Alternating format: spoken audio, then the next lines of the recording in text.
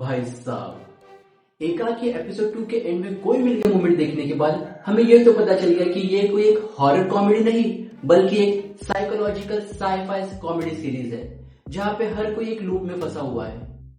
कैसे लूप में? रुको मैं बताता हूँ। हर कोई यहाँ एक टाइम लूप में फंसा हुआ है।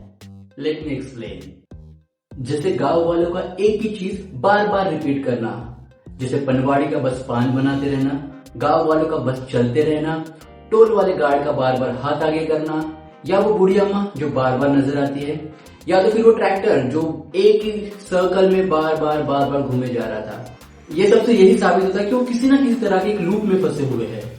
अगर आपको याद है, समय रैना की आवाज जब हमें रेडियो पे सुनाई देती है तब समय रैना का अपने आप को सिर्फ समय बुलाना, हेलो एवरीबॉडी, वेलकम, मैं हूँ आरजे समय। जबकि सब जानते हैं समय रैना अपने आप को समय रैना करके ही एड्रेस करते हैं। तो मेरी थ्योरी के हिसाब से समय रैना का नाम सिर्फ समय यहाँ पे मेटाफर की तरह यूज किया गया था टाइम लूप को दिखाने के लिए। और अगर आपको याद हो, जो मैकेनिक को कॉल करने की कोशिश करते हैं तो सबका फोन 0000 पे स्टक हो जाता है। Strange right? टाइम का इस तरह से स्टक होना यही बताता है कि वो किसी ना किसी तरह के लूप में फंसे हुए हैं। और हाँ, अगर आपने नोटिस किया, वह कभी दिन नहीं होता। आशीष के इस सीन में दिन तो हुआ था बट वो एक सपना था। और अब मैं बताऊंगा कुछ ऐसे हिडन डिटेल्स एंड थ्योरी जिससे ये साबित होगा कि आशीष ही एलियन है, आई मीन कार्तिक।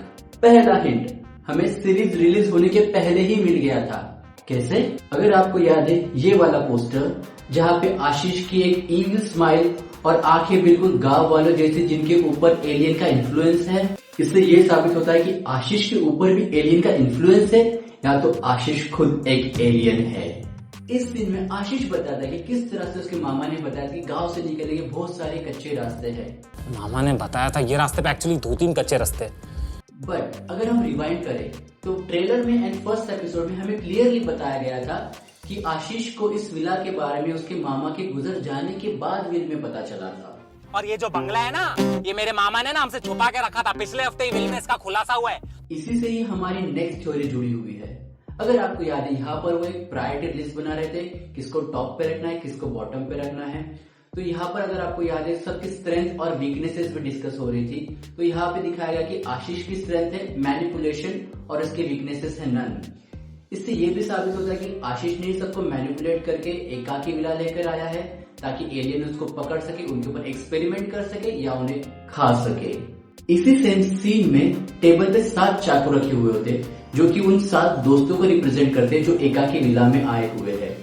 और उसी समय आशीष एक चाकू निकाल के जस्सू को मारने का इशारा करता है, जो कि ये भी साबित करता है कि शायद हो सकता है कि ये एक एलियन है और इन सबको मारना चाहता है।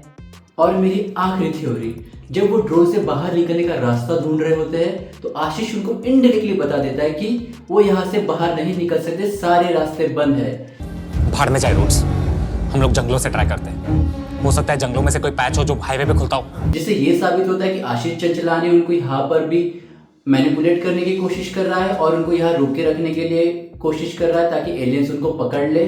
तो आपको मेरी ये थ्योरीज कैसी लगी? आपको लगता है मेरी थ्योरी सही है या आपकी कोई थ्योरीज को कमेंट में बताओ। हम उस पर भी बात करेंगे, उस पर डिस्कस करके अगला वीडियो बना लेंगे। तब तक आप लाइक और सब्सक्राइब कर दो यार।